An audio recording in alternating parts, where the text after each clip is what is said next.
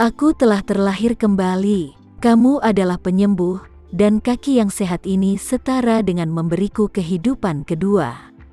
Setelah itu, dia buru-buru bertanya, "Bro, ini berapa harga obatnya?" "Aku harus memberimu 10 kali." Tama Renza tersenyum acuh tak acuh dan berkata dengan serius, "Semuanya antara saudara. Jika kamu berbicara tentang uang, kamu akan keluar dari pertanyaan, dan jika kamu tidak rendah hati, kamu benar-benar ingin memberi aku 10 kali, bro, kamu mungkin tidak mampu membelinya. Sejauh yang aku tahu, ada obat ajaib yang sedikit lebih kuat darinya, dan dijual dengan harga setinggi 2 triliun rupiah. Jika kamu benar-benar memberiku 10 kali, aku khawatir tentaramu harus menjual besi." Wajah Hamid terasa panas untuk beberapa saat, dan dia berkata dengan malu-malu, "Bro, ini adikmu. Obat ajaib seperti itu tidak mahal untuk dijual, bahkan seharga 100 juta dolar Amerika. Hanya saudara itu, aku benar-benar kekurangan dana sekarang. Aku akan membayarmu 10 juta dolar, dan perlahan-lahan aku akan memberikan sisanya." Tama Renza melambaikan tangannya dan berkata dengan tenang, "Bro, karena kau dan aku layak memanggil satu sama lain saudara, maka obat ini adalah pemberianku untukmu. Jangan terlalu sopan denganku, tapi jika aku membutuhkan bantuan dari saudaraku di masa depan, jangan lupakan aku." Bagi Tama Renza, pil penyelamat yang melegakan darah bukanlah apa-apa.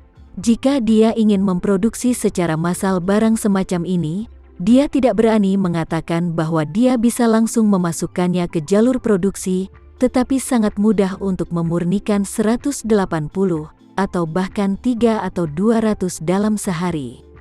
Alasan untuk bermain sebanyak itu terutama untuk memastikan bahwa hal ini di mata orang luar merupakan pil yang sangat berharga.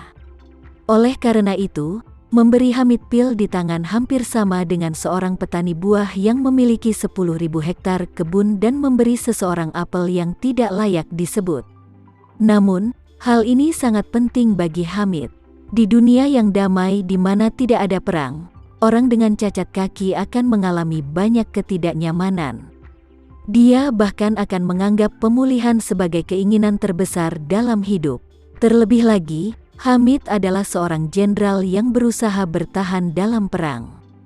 Tama Renza menyembuhkan kakinya hari ini, yang setara dengan menyelamatkan nyawanya. Dengan tubuh yang sehat, Hamid bisa lebih baik memimpin prajurit untuk berperang, bahkan memimpin prajurit, sehingga prajurit dapat menjaga ketaatannya. Oleh karena itu, dia dengan bersemangat berkata kepada Tama Renza, "Saudaraku, kamu adalah dermawan terbesarku dalam hidup ini selain orang tuaku. Di masa depan, selama kamu membutuhkan bantuanku, saudaramu akan mati untukmu." Tama Renza mengangguk dan berkata sambil tersenyum, "Dengan kata-katamu, obat ajaibku tak sia-sia." Hamid berkata dengan serius, "Sejak kakiku patah, tim telah turun dari lebih dari 10.000 menjadi 2.000. Saat itu, aku sebenarnya tidak memiliki semangat juang yang aku miliki sebelumnya. Tidak apa-apa untuk turun. Di masa depan, memilih kekuatan yang dapat diandalkan untuk diandalkan di masa lalu bisa dianggap sebagai jaminan." Setelah mengatakan ini, Hamid adalah orang yang melankolis, tiba-tiba menjadi sedikit lebih galak di matanya. Suaranya menjadi sangat tegas, dan dia berteriak dengan keras, "Tapi sekarang Tuhan telah memberiku kesempatan ini, biarkan aku bertemu dengan saudara laki-lakiku, kamu yang mulia, dan biarkan saudaraku menyembuhkan kakiku. Kalau begitu aku Hamid, mulai sekarang. Pada awalnya, aku tidak boleh tenggelam seperti dulu. Aku harus berusaha sekuat tenaga untuk membuat tim lebih besar dan lebih kuat. Mungkin suatu hari nanti, aku juga bisa menjadi pangeran dan jenderal sejati." Setelah itu, dia memandang Tama Renza dan berkata dengan tulus, "Saudaraku, jika suatu hari aku benar-benar menjadi pangeran, ketika aku dimahkotai, saudara laki-lakiku harus datang untuk bersaksi untukku." Tama Renza mengangguk dan berkata sambil tersenyum, aku pikir kamu memiliki nasib untuk menjadi kaya dan kaya. Aku pikir itu tidak akan lama sebelum kamu bisa menunggu sampai hari ini." Nih Hamid tertawa, mengulurkan tangannya ke arah Tamarenza, dan berkata dengan penuh semangat, "Saudaraku, kalau begitu aku akan meminjamkanmu kata-kata yang bagus." Tamarenza tersenyum sedikit, mengulurkan tangannya dan menjabat tangannya dengan kuat, dan berkata, "Selain berperang, kamu harus lebih cerdas secara ekonomi. Dalam masyarakat ini, fondasi ekonomi menentukan suprastrukturnya. Selama kamu memiliki cukup dana, jangan bicara tentang 10.000 orang di bawah, bahkan jika ada 100.000 atau 1 juta orang, itu tidak menjadi masalah sama sekali." Hamid berkata dengan serius, "Bro, kamu memang benar.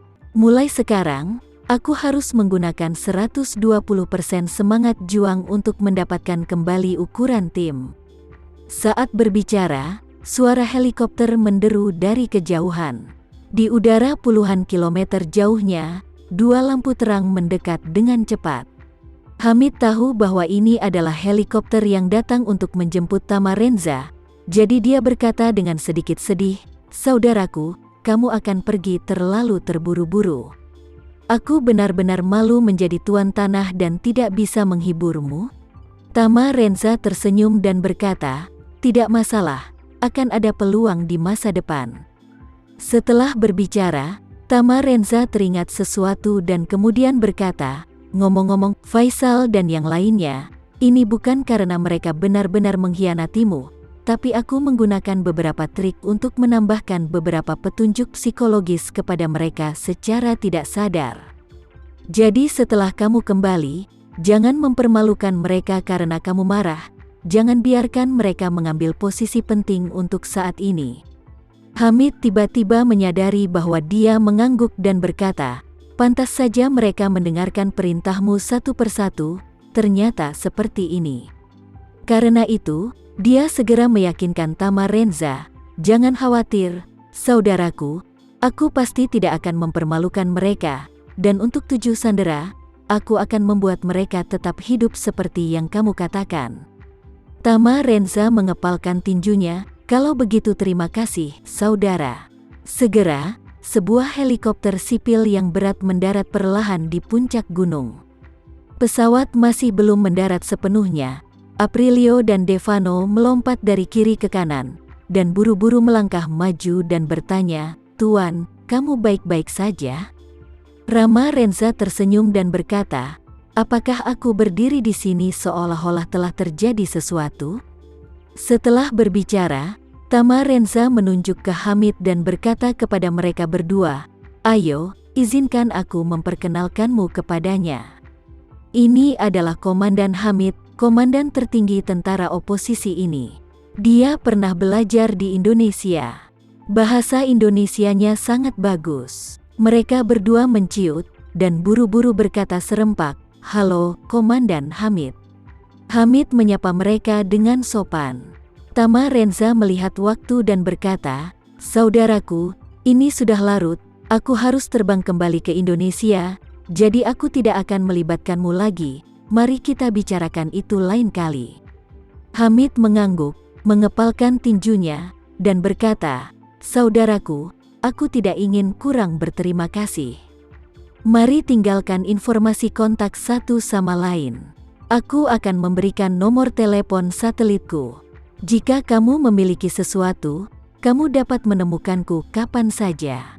Tamarenza berkata, "Oke, mari kita tinggalkan nomor telepon masing-masing.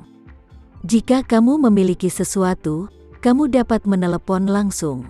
Setelah keduanya meninggalkan informasi kontak satu sama lain, Tamarenza berkata kepada Melba, "Oke, Nona Melba, ayo pergi." Melba lalu mengangkat kepalanya, mengangguk dengan ekspresi malu. Tamarenza mengucapkan selamat tinggal lagi pada Hamid, mengepalkan tinjunya, dan berkata, "Saudaraku, akan ada waktu nanti." Sekian dulu ya video kali ini, kita lanjutkan lagi videonya di lain waktu. Oh iya, bagaimana menurut kalian? Semoga bisa sedikit menghibur kalian semua. Untuk teman-teman yang baru nonton jangan lupa subscribe ya hehehe. Dan kalau teman-teman ada yang ingin gabung langganan bisa langsung gabung saja untuk dapat fitur yang menarik dan sedikit membantu Mimin. Terima kasih banyak sudah menonton, sampai jumpa lagi, bye.